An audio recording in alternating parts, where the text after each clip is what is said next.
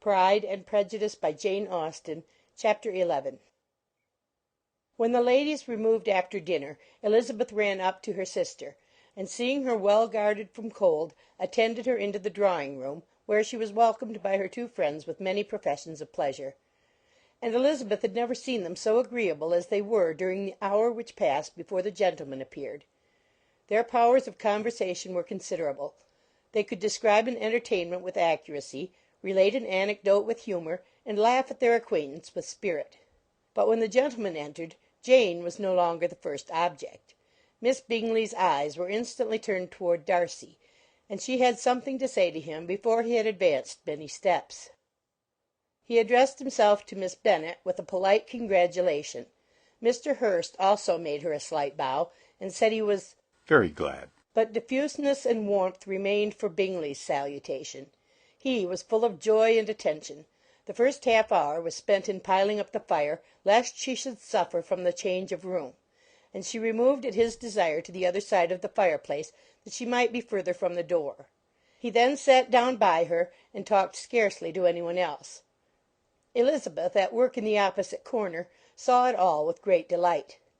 When tea was over, Mr. Hurst reminded his sister-in-law of the card-table, but in vain. She had obtained private intelligence that Mr. Darcy did not wish for cards, and Mr. Hurst soon found even his open petition rejected. She assured him that no one intended to play, and the silence of the whole party on the subject seemed to justify her. Mr. Hurst had therefore nothing to do but to stretch himself on one of the sofas and go to sleep. Darcy took up a book, Miss Bingley did the same, and Mrs. Hurst, principally occupied in playing with her bracelets and rings, joined now and then in her brother's conversation with Miss Bennet.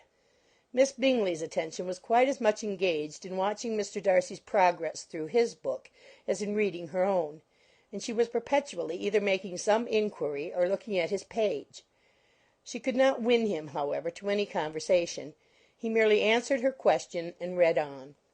At length, quite exhausted by the attempt to be amused with her own book, which she had only chosen because it was the second volume of his, she gave a great yawn and said, "How pleasant it is to spend an evening in this way! I declare, after all, there is no enjoyment like reading. How much sooner one tires of anything than of a book! When I have a house of my own, I shall be miserable if I have not an excellent library." No one made any reply. She then yawned again, threw aside her book, and cast her eyes round the room in quest for some amusement, when, hearing her brother mentioning a ball to Miss Bennet, she turned suddenly towards him and said, "By the by, Charles, are you really serious in meditating a dance at Netherfield? I will advise you, before you determine on it, to consult the wishes of the present party. I am much mistaken if there are not some among us to whom a ball would be rather a punishment than a pleasure." "If you mean Darcy," cried her brother, "he may go to bed if he chooses before it begins. But as for the ball, it is quite a settled thing, and as soon as Nicholls has made white soup enough, I shall send round my cards." "I should like balls infinitely better," she replied, "if they were carried on in a different manner. There is something insufferably tedious in the usual process of such a meeting. It would surely be much more rational if conversation instead of dancing were made the order of the day." "Much more rational, my dear Caroline, I dare say, but it would not be near so much like a ball." Miss Bingley made no answer, and soon afterwards she got up and walked about the room. Her figure was elegant, and she walked well, but Darcy, at whom it was all aimed, was still inflexibly studious. In the desperation of her feelings, she resolved on one effort more, and turning to Elizabeth, said, "Miss Eliza Bennet, let me persuade you to follow my example and take a turn about the room. I assure you it is very refreshing after sitting so long in one attitude." Elizabeth was surprised, but agreed to it immediately. Miss Bingley succeeded no less in the real object of her civility. Mr. Darcy looked up. He was as much awake to the novelty of attention in that quarter as Elizabeth herself could be, and unconsciously closed his book. He was directly invited to join their party, but he declined it, observing that he could imagine but two motives for their choosing to walk up and down the room together, with either of which motives his joining them would interfere. What could he mean? She was dying to know what could be his meaning, and asked Elizabeth whether she could at all understand him. Not at all, was her answer. But depend upon it, he means to be severe on us, and our surest way of disappointing him will be to ask nothing about it. Miss Bingley, however, was incapable of disappointing Mr. Darcy in anything, and persevered therefore in requiring an explanation of his two motives. I have not the smallest objection to explaining them, said he, as soon as she allowed him to speak. You either choose this method of passing the evening because you are in each other's confidence and have secret affairs to discuss, or because you are conscious that your figures appear to the greatest advantage in walking. If the first, I would be completely in your way, and if the second, I can admire you much better as I sit by the fire. "Oh, shocking!" cried Miss Bingley. "I never heard anything so abominable. How shall we punish him for such a speech?" Nothing so easy, if you have but the inclination, said Elizabeth. We can all plague and punish one another. Tease him, laugh at him. Intimate as you are, you must know how it is to be done. "But upon my honour, I do not. I do assure you that my intimacy has not yet taught me that. 'Tis calmness of manner and presence of mind. No, no. Feel he may defy us there. And as to laughter, we will not expose ourselves, if you please, by attempting to laugh without a subject. Mr. Darcy may hug himself." Mr. Darcy is not to be laughed at, cried Elizabeth. That is an uncommon advantage, and uncommon I hope it will continue, for it would be a great loss to me to have many such acquaintances. I dearly love a laugh. Miss Bingley, said he, has given me more credit than can be.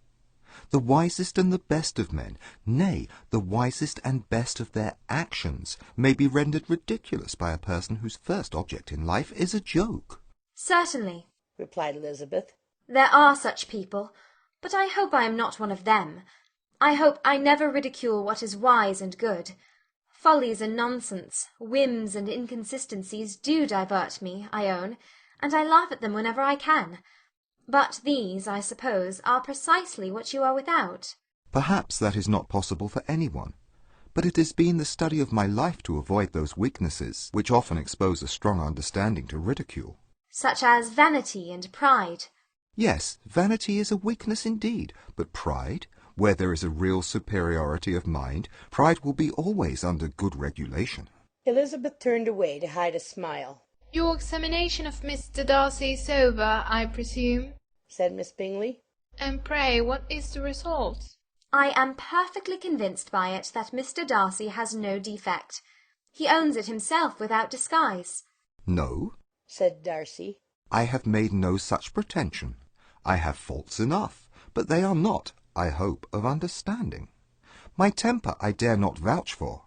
It is, I believe, too little yielding, certainly too little for the convenience of the world. I cannot forget the follies and vices of others so soon as I ought, nor their offences against myself. My feelings are not puffed about with every attempt to move them. My temper would perhaps be called resentful. My good opinion once lost is lost forever. That is a failing indeed, cried Elizabeth. Implacable resentment is a shade in a character. But you have chosen your fault well. I really cannot laugh at it. You are safe from me. There is, I believe, in every disposition a tendency to some particular evil, a natural defect, which not even the best education can overcome. And your defect is to hate everybody. And yours, he replied with a smile, is wilfully to misunderstand them. "Do let us have a little music," cried Miss Bingley, tired of a conversation in which she had no share. "Louisa, you will not mind my waking Mr. Hurst?" Her sister had not the smallest objection, and the pianoforte was opened, and Darcy, after a few moments' recollection, was not sorry for it. He began to feel the danger of paying Elizabeth too much attention. Chapter 11